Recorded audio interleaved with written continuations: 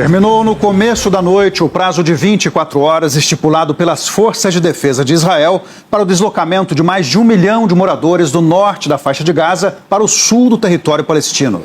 No sentido contrário, o Hamas pediu para a população de Gaza ignorar a ordem de Israel e não deixar suas casas. É com esse clima cada vez mais tenso que a gente vai ao vivo ao sul de Israel, na fronteira com Gaza, falar com os nossos enviados especiais, o correspondente Sérgio Uti e o repórter cinematográfico Felipe Gonçalves. Boa noite, Sérgio. Em meio a essa situação dramática, podemos esperar então um ataque de Israel por terra a qualquer momento? Boa noite, Simone. Em tese, isso já poderia ter acontecido. Boa noite para você, para o Marcelo, a todos que nos acompanham aqui no Brasil. São quase 2 da manhã aqui em Israel e o prazo dado pelo governo israelense terminou à meia-noite.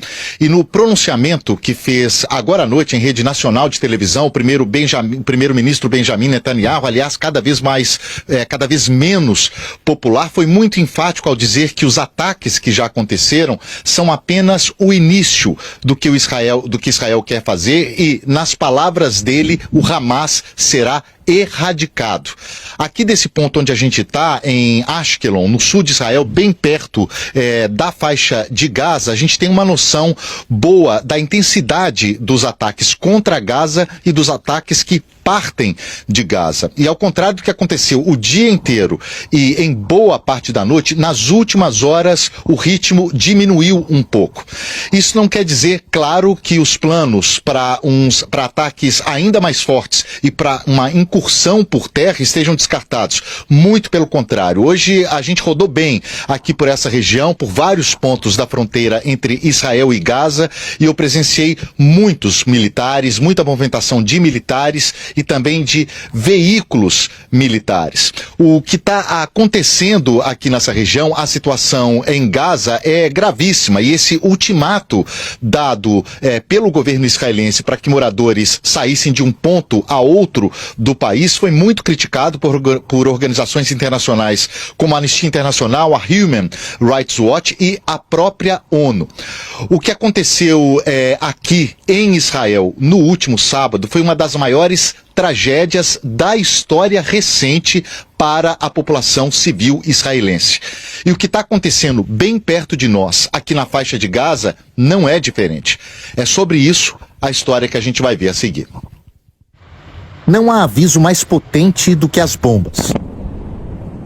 Mas essas famílias que deixaram suas casas e seguem a pé com o que podem carregar também foram bombardeadas com avisos.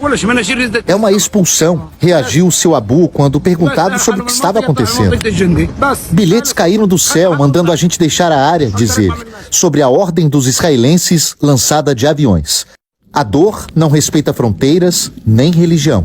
Em um kibbutz, uma vila judaica perto de Gaza, peritos israelenses ainda trabalham para identificar os corpos das vítimas do massacre do Hamas, que divulgou um comunicado afirmando que civis não estavam entre os alvos.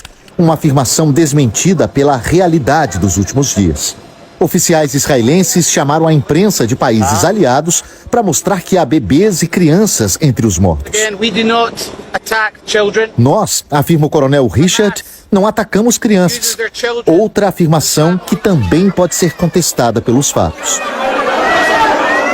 Entre os 1.800 mortos na faixa de Gaza, mais de 400 são crianças, segundo as autoridades de saúde palestinas.